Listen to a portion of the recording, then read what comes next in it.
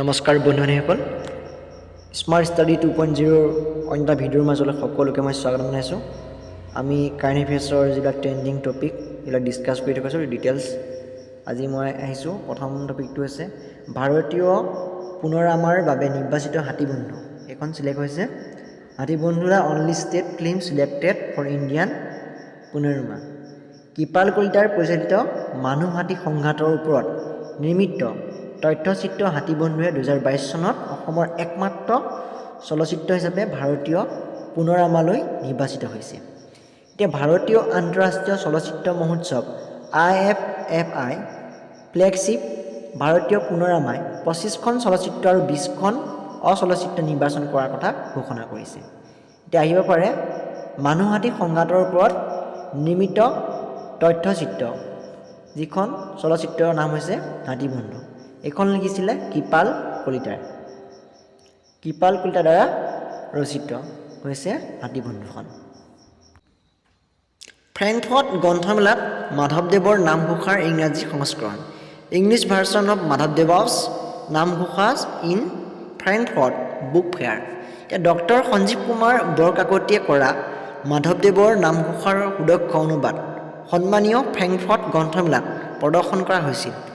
Doctor বৰকাকতে ইংৰাজী অনুবাদ নিপুণভাৱে গদ্য ৰূপলৈ ৰূপান্তৰিত কৰিছিল আৰু ইয়াৰ উপৰিও তেওঁৰ শাস্ত্ৰৰ বিভিন্ন লিপি সংস্কৰণৰ বিষত তুলনা কৰি নামঘোষাৰ মূল গ্ৰন্থখন ৰোমান লিপিত একত্ৰীকৃত কৰিছিল। ফ্ৰেংকফৰ্ট গ্ৰন্থমেলাত মাধৱদেৱৰ যিখন নামঘোষা সেইখন ইংৰাজী সংস্কৰণখন ডক্টৰ সঞ্জীৱ কুমাৰ বৰকাকতিয়ে মূল গ্ৰন্থখন ৰোমান লিপিত একত্ৰিত কৰিছিল। এই প্ৰশ্নটো আহিব পাৰে। বিশিষ্ট শিল্পী নীলপৱন বৰুৱাৰ মৃত্যু হৈছিল। Eminent artist Neelpawan Baruah passes away. এতিয়া বিশিষ্ট শিল্পী নীলপৱন বৰুৱাৰ 2022 চনৰ অক্টোবৰ মাহত মৃত্যু হোৱাত ৰাজ্যৰ সাংস্কৃতিক ক্ষেত্ৰত এক বৃহৎ শূন্যতাৰ সৃষ্টি হয়। তেওঁৰ পত্নী তথা এগৰাকী বিশিষ্ট কণ্ঠশিল্পী পদ্মশ্ৰী দীপালী বৰঠাকুৰৰ 2018 চনত মৃত্যু হৈছিল। 1936 চনৰ 1 জুনত যোৰহাট জিলাৰ টিয়কত ধনী কবি বিনন্দ চন্দ্ৰ বৰুৱা আৰু লাৱণ্য প্ৰভা বৰুৱাৰ ঘৰত জন্মগ্ৰহণ কৰা শিল্পীগৰাকীৰ নিজৰ ভাষাত আনুষ্ঠানিক শিক্ষাই তেওঁক কেতিয়াও আগ্ৰহী কৰি তোলা নাছিল আৰু তেওঁ শান্তি নিকেতনত তেওঁৰ হৃদয়ৰ আহ্বান বিচাৰি পাইছিল আৰু তাত শিক্ষণৰ যিখিনি সময়খিনিয়ে তেওঁৰ সংবেদনশীলতাক সুনিৰ্দিষ্টকৈ গঢ়ি তুলিছিল। তেওঁ ৰাজ্যৰ এগৰাকী অন্যতম শ্ৰেষ্ঠ চিত্ৰশিল্পী হিচাপে পৰিচিত। তেওঁ অসমৰ শ্ৰেষ্ঠ চিত্ৰশিল্পী বুলি ক'লে আমি নামটো আহিব নীলপৱন বৰুৱা। তেওঁৰ পিতৃৰ নাম হৈছিলে বিনন্দ চন্দ্ৰ বৰুৱা। বিনন্দ চন্দ্ৰ বৰুৱা এজন কি আছিলে ধনী কবি, যাক জনজাত ধনী কবি হিচাপে বিনন্দ চন্দ্ৰ বৰুৱাক জনা যায়। আৰু তেওঁৰ পত্নী আছিল নীলপৱন বৰুৱাৰ পত্নী আছিল পদ্মশ্ৰী বঁটাপ্ৰাপ্ত দীপালী বৰঠাকুৰ। অসমৰ পৰা নয়নমণি শইকীয়াই অৰ্জুন বঁটা পাইছিল। এতিয়া বাৰ্মিংহাম কমনৱেলথ গেমছত স্বৰ্ণ জয় কৰা অসমৰ লন বলৰ খেলুৱৈ নয়নমণি শইকীয়াৰ লগতে ছাটলাৰ লক্ষ্মী সেন, HS প্ৰণয়, মহিলা বক্সাৰ নিশাত জৰিন, এথলীট এলডোছ পাল, অবিনাশ চেবলকে ধৰি 24গৰাকী খেলুৱৈয়ে 2022 চনৰ অৰ্জুন বঁটা লাভ কৰিছে। আৰু অৰ্জুন বঁটা লাভ কৰিছে আমাৰ আগৰ পুৰণা খেলুৱৈ কেইজনমানো। সেইকেইজনৰ নাম হৈছিলে আগতে পাইছিলে ভোগেশ্বৰ বৰুৱা, মনালিছা বৰুৱা, জয়ন্ত তালুকদাৰ, শিৱ থাপা, হিমা দাস, লাভলীনা বৰগোহাঁই। আৰু এইসকল খেলুৱৈ কি খেলে সকলোৱে জানে। ভোগেশ্বৰ বৰুৱা আছিলে এথলেটিক্স, মনালিছা বৰুৱা কি খেলে জানে টেবুল টেনিছ, জয়ন্ত তালুকদাৰ আছিলে আৰ্চাৰী আৰু শিৱ থাপা বক্সিং, হিমা দাস এথলেটিক্স আৰু লাভলীনা বৰগোহাঁই হৈছে বক্সিঙত। এইসকলো আমাৰ অৰ্জুন বঁটাটো পাই থৈছে। মুনীন বৰকটকী সাহিত্য বঁটা। এই বঁটা পাইছে অসমৰ উপাসনা শইকীয়া। 2022 চনৰ মুনীন বৰকটকী বঁটা উপাসনা শইকীয়াক তেওঁৰ চুটিগল্প সংকলন হালধীয়া জোতাৰ পাণ্ডুলিপিৰ বাবে প্ৰদান কৰা হয়। এতিয়া মুনীন বৰকটকী মেম'ৰিয়েল ট্ৰাষ্টে প্ৰতিষ্ঠা কৰা এই বঁটাত আছে 50,000 টকা। অইল উত্তৰ পূবৰ শ্ৰেষ্ঠ ৰাজহুৱা খণ্ডৰ CSR, oil best public sector CSR in any. 2022 চনৰ অক্টোবৰ মাহত NECSR ফৰামৰ উদ্যোগত অনুষ্ঠিত হোৱা এক বঁটা প্ৰদান অনুষ্ঠানত অইল ইণ্ডিয়া লিমিটেড 2022 চনৰ বাবে উত্তৰ পূবৰ শ্ৰেষ্ঠ ৰাজহুৱা খণ্ডৰ CSR হিচাপে সন্মানিত কৰা হয়। আৰু অইলৰ হৈ এই বঁটা গ্ৰহণ কৰে নয়না মধু দত্ত, জ্যেষ্ঠ প্ৰবন্ধক আৰু শতাব্দী মহন্তই। এতিয়া ভাৰতৰ শীৰ্ষ 25খন কলেজৰ ভিতৰত স্বীকৃতি লাভ অসমৰ মহাবিদ্যালয়ৰ।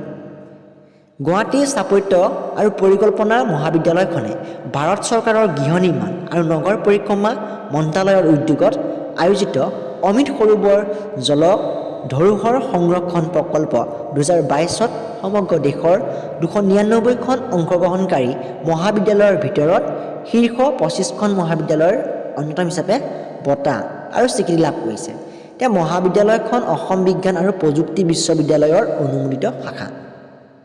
এই টপিকটো সকলোৱে লিখি ৰাখিব, ইম্পৰ্টেণ্ট টপিক হয়।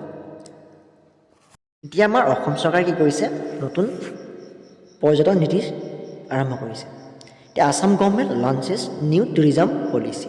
এতিয়া অসমক এখন বহনক্ষম আৰু দায়িত্বশীল পৰ্যটনস্থলী হিচাপে গঢ়ি তোলাৰ লক্ষ্যৰে অসম চৰকাৰে নতুন দিল্লীত এক নতুন পৰ্যটন নীতি আৰম্ভ কৰে। এই নতুন নীতিৰ লক্ষ্য হৈছে অসমক ৰাজ্যসমূহৰ আকৰ্ষণৰ দৃষ্টিকোণৰ পৰা চাবলৈ বিশ্বক সুযোগ দিয়া। এতিয়া বিশুদ্ধ পানীৰ জলাশয়, বনাঞ্চল, পাহাৰ আৰু নদীৰ উপস্থিতিয়ে ৰাজ্যখনক পৰ্যটনৰ ক্ষেত্ৰত সীমাহীন সম্ভাৱনা প্ৰদান কৰিছে। নতুন পৰ্যটন নীতিয়েও একেটা লক্ষ্যকে প্ৰতিফলিত কৰিছে। এতিয়া অসমে ইয়াৰ প্ৰতিটো চুক কোণত থকা সম্পদৰে ভ্ৰমণকাৰীক নিশ্চয় মোহিত কৰিব পাৰিব।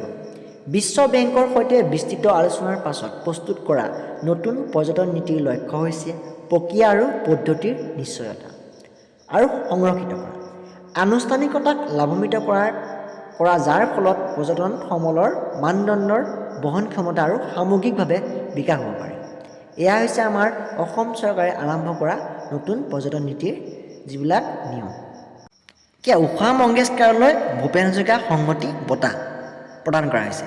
এতিয়া নুমলীগড় শোধনাগাৰ লিমিটেড NRLৰ সহযোগত অসম সাহিত্য সভাই আগবঢ়োৱা বহু আকাংক্ষিত ডক্টৰ ভূপেন হাজৰিকা আন্তৰ্জাতিক সংহতি বঁটা।